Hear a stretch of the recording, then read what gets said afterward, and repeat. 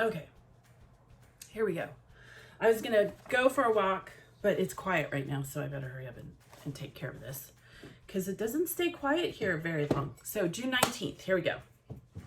I hope you're having a good day. Most men pursue pleasure with such breathless haste that they hurry past it. Soren Kierkegaard, 1813 to 1855.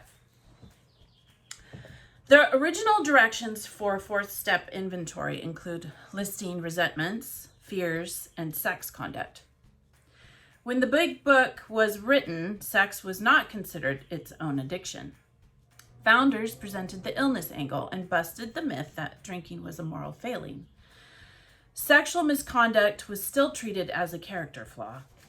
Any endorphin-boosting activities such as fantasy, risky behavior, masturbation, or watching porn can become obsessive-compulsive. Many addicts have intimacy issues. The addiction premise argues that sex addiction or aversion is a progressive mental and physical illness or disorder. Some of us found sexual preoccupation became more unmanageable after arresting a primary addiction. Everyone needs a hobby or good man's folly. Might rationalize behavior. The addict's or codependent's cycle sometimes involves binging and purging. We go from sexual anorexia to indiscriminate acting out. When we are on the wagon, we may speak very moralistically. When we are acting out, we might isolate and shame. Even if we have rejected the moral rigidity of religion or society, it takes time to articulate our true values and bring our behavior in line with these values. Our sexual boundaries say a lot about who we are. We owe it to ourselves to be authentic and integral. Even for the emotionally healthiest of us, romance and sexuality are fraught with insecurities, judgments, and cat and mouse reactions. Do I know that real intimacy demands a level of honesty and maturity that will challenge me? Am I learning about patterns and triggers when I look at my sex conduct and fantasy? Are binging and purging part of my addiction modus operandi? Do I play the victim, perpetrator, and or rescuer roles in my relations with others? Am I lovable? Do I feel there is enough love in the world for me? This is really good. For Jehovah's Witnesses or ex-Jehovah's Witnesses or kids that are in the organization. I always think of kids because they get so traumatized over their sexuality. Holy moly. I did some research on Soren Kierkegaard. And he's one of the philosophers of the, people really admire. And he was, by 22 years old, he only had one brother left. All his siblings had died. He was a really wealthy person. He had come from money. And he was obsessed about death. And he explored dark places. So when our sentimental illusions, they fall away, it explained that he would, sit in those dark places. And we all have those dark places, right? He died at 42. That's really young. And he had an excruciating spinal disease. So he was part of the philosophers that were looked upon for in the existential, there we go.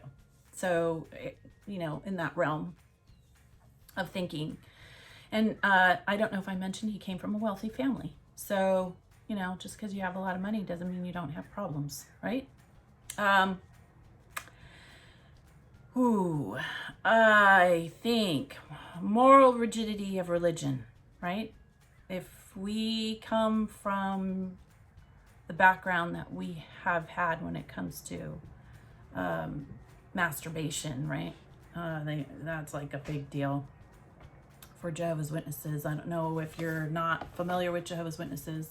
They have like a whole chapter for young people on masturbation, which is really sad because, you know, that's probably the safest way to have sex. It's you're not going to get an STD. Your hand's not going to fall off. There were so many things. I had talked to a friend of mine who was also not one of Jehovah's Witnesses anymore. She left many years ago, like a whole, like 20 years. She was adventurous. She just didn't have the mental bars that I had. And she came from an elder who was a dad, and a dad who was an elder, and a mother who was a pioneer. And yet she was adventurous, and it was impressive now because I look back at her life and I think she did some things that we all wish we would have been more adventurous. If you're barely coming out, you look at your time that you live on earth. I know I do. I wish I had been more adventurous. Now, when it comes to sexuality, I've always been safe. So, but I don't have, I understand there have been individuals that have explained to me that they have some sex addictions. I'm not too familiar with a whole lot about sex addiction. I know that it's just like any other addiction, right? It's just like any other addiction. When you binge and you purge and you feel bad because you just went like crazy with sugar or with drinking or with purchasing anything, right? You always have that really big high and then you fall down and you realize what you've done. So it's just like anything else. I think that it's hard when you have had such a rigid view of sex and then you just, it's like you bounced into your sexuality and then you can just go all out. I think because we come from such a rigid view, it's hard for us to find a balance. And that's what it explains, right? Even if we have rejected the moral rigidity of religion or society, it takes time to articulate our true values and bring our behavior in line with these values. Well, first you have to have a value, right? You have to figure out where you are in those values and what makes you feel comfortable, what doesn't make you feel comfortable. Those things that comes with time, and it also comes with age. Our sexual boundaries say a lot about who we are. We owe it to ourselves to be authentic and integral. Even for the emotionally healthiest of us, romance and sexuality are fraught with insecurities, judgments, and cat and mouse reactions. I have another friend who's lesbian, and she explained to me that lesbian relationships are very complicated. Now, when she said that, I think that just relationships are complicated. It doesn't have to be because you're with a same sex or pansexual, or it just, relationships are complicated. As your children grow, your relationship with your children are complicated. You don't ever have a real easy way to deal with people. You'll always find some sort of conflict. I like Mr. Kierkegaard because he explains that. He said, I will put a link below about what I found about him. It's pretty simple. It's not too deep. You know, it's not hourly. You can look it up yourself, but he had relationships with, or he had a different way of thinking about marriage and love, and he didn't feel like you could really love someone if you married someone, because that things change after. It becomes more of like a ball and chain versus something beautiful. I have a marriage that it has lasted for 30 years, and that is extremely long for someone who was an apostate and someone who was one of Jehovah's Witnesses and who totally believed everything. So in our 6th year of marriage, that was a really hard That was a really hard year. That was the year that my husband put a line in the sand and said, I'm not going to the Kingdom Hall anymore.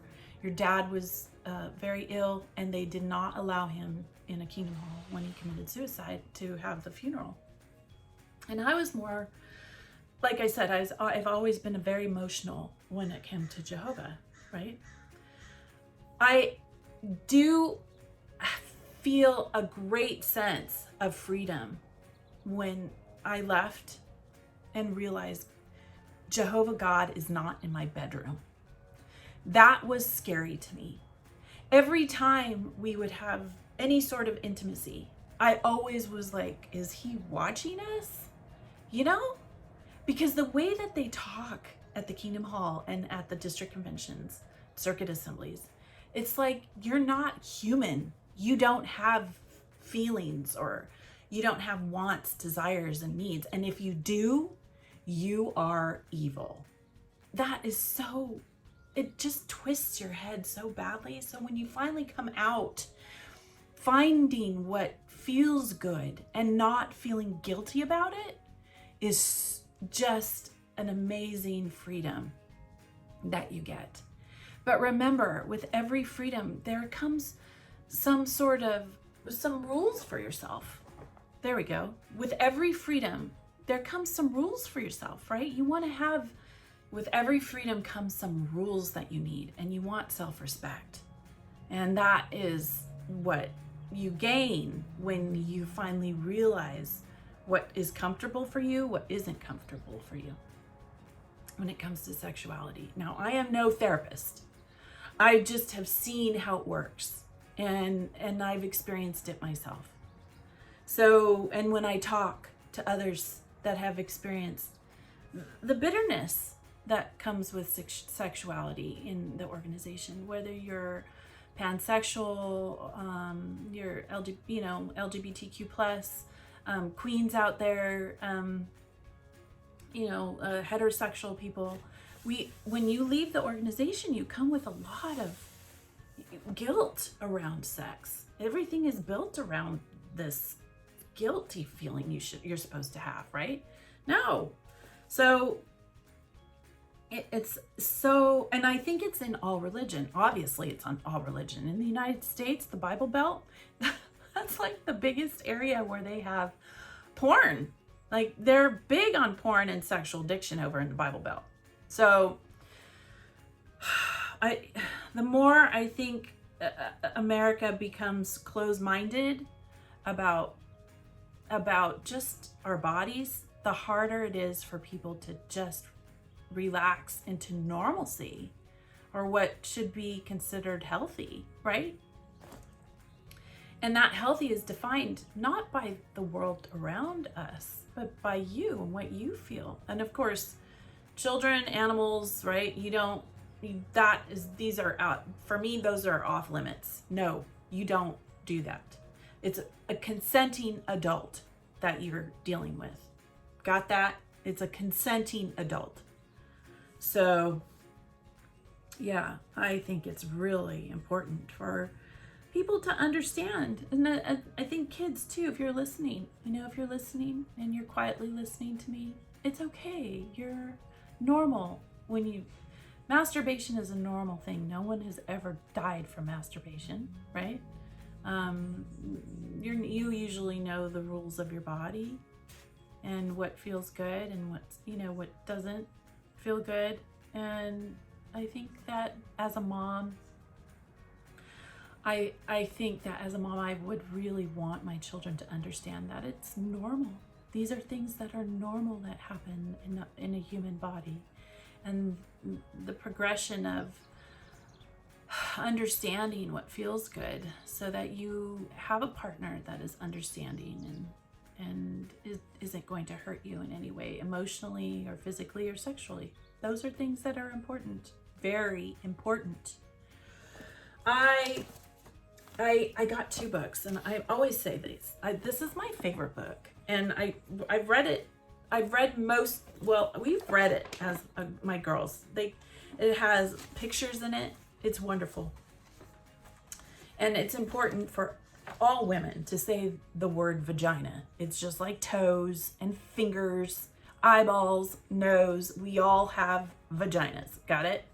It's so funny because I did a class, and it's on caregiving, and the woman is helping her mom take a shower, and she's all, "Do you want to wash down there?" I'm like, "Say, okay, do you want to wash your vagina? Hello, you needed to wash your toes. Do you need to wash your vagina?" This is an amazing book. It's called The V Book, and it tells you so much. I noticed that when I left, I still didn't know anything about my body. And yes, you can take a class, but it is nice to just kind of skip, right? And then just go right into a question that you want. You know, this was from a doctor who, she was a midwife, and then she became a doctor. And so when I think that's how it worked out. And you can read it yourself. It talks about hygiene. It talks about some of the symptoms that we have as we're aging, what our vagina ends up looking like, and, you know, things that happen to a vagina. If you've had children, if you're planning on having children, this is a wonderful book because it helps you understand what your body is going through. And she's just so beautiful about it.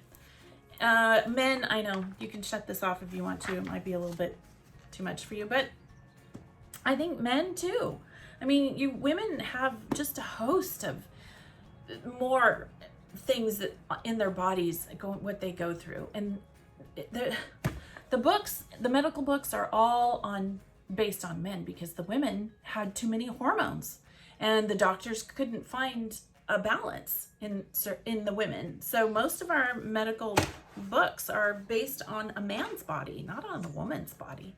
Another one is how women got their curves. It goes through the evolutionary process of how the animal kingdom works, and also how women have over time, you know, they've changed their bodies, how they got their bodies. What does it mean?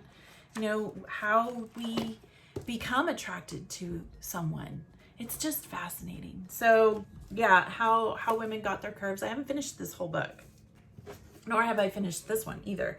I skipped to where I need to be, and I don't feel bad about that. I have a lot to learn, and it's nice to be able to share that with my girls. If you're a mom out there and you want to be proactive and you want to learn about your own body as it's aging and what to do for your girls, you know, this is a wonderful book. And if you're a dad out there and you want to know how to deal with as your child is growing, as your daughter is growing, and your son, it's good to educate our children. That's something that we didn't have as Jehovah's Witnesses. We were never educated about our bodies and how they work and how healthy it is to do certain things as it progresses, as our body ages. The importance of appreciating a body, the importance of appreciating our sexuality. Because as we grow older, our sexuality changes. So enjoy the youth that you have and be safe about it. There's ways that you can enjoy your sexuality and be very safe. And as a mom, I think that, if anything I get across in this reading today, is be safe. And you can enjoy your sexuality. Just be safe about it. And for those who are addicts, I think it's, you know, we had a different background growing up. And sex was just considered dirty. And that isn't true. Now, finding your self-respect in the process of finding your sexuality and what feels good, that's up to you. But yeah, be safe. I don't understand some of the comics that I hear. I think some of the things they say about sexuality, I think, you know, in the long term, how are you going to feel about your body? And you want a healthy body so you can continue to have great sex. But if you just have willy-nilly everything, no, I don't think it's a good idea. I just don't. Any endorphin boosting activities such as fantasy, risky behavior, masturbation, or watching porn can become obsessive compulsive. There you go. So you have to be careful. And that goes with sugar, it goes with drinking, it goes with purchasing power. You know, what are you buying? It's not just about sex, it's about finding a balance in your life, right? Where is that? And instead of saying that, right, they should say that as in our religious backgrounds. Hey, find a balance, right? Find a balance. Go to the proper people to give you the information. Don't go to an elder. Don't ever confess your sex life to an elder. Got it? Don't confess to an elder about your masturbation, about your homosexuality or lesbianism or queer or nothing. Don't do that. It's not going to help. They are not going to help you. It's like they get a Bible, right? They'll get a Bible, throw it down, and wherever it lands up, that's what they give you for information. You go to a therapist, you go to a school counselor, you go to a library. Go to a library. Our libraries are not even taken full advantage of as they should be. I found this book for $1.50 at a giveaway library, right? They give their stuff away after a while. They have too many books. Go to your local library. If you don't want to tell your parents, if you don't feel like doing any of those things and telling an adult because you feel too embarrassed, and if you're an adult that's too embarrassed, go to a library. Look up the information. It's private. You can do that on your own. Sit in a corner with a cup of tea or a cup of coffee and just read about a body, because bodies are important and your body is important. Respect it, because it's going to be with you for the rest of your life, and enjoy it in the process, right? If you have this beautiful body, and heal, also heal, because some of you have been molested. So you don't see the beauty in a body, and sex can be very ugly to you. I know that because I saw my mom and my dad too. I think they were both molested. So just enjoying a body can be very, very difficult. So just remember, you're not alone. You're not alone when it comes to all these feelings and questions and, we're pulled in many directions. And when it comes to sex, as far as Jehovah's Witnesses are concerned, has always been a subject in which they make you feel guilty for even just talking about it. So I did go through it this morning because I thought, oh, whoa, okay, well, who's this Kierkegaard dude? So I'll send you the information down below, right? You can look up more information, and I'll hook up that particular video that I watched and found very interesting. And falling in love. If you can find someone that you fall in love with, I am so grateful I found my husband when I did. And I'm a one penis woman. So it's not, he's going to be so embarrassed if he sees this. But, because we still are really quiet about how we talk. We love each other. And I'm grateful that I found someone to love, right? Someone that loves me back. And it's not, don't be afraid of falling in love. It's just beautiful. It's a beautiful thing if you can find someone and actually, respect them over the years. And I do. I respect my husband for everything he's gone through. It's been a long haul for both of us.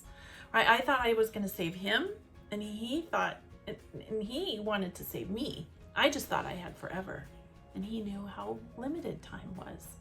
So we have a very limited time. Enjoy your sexuality.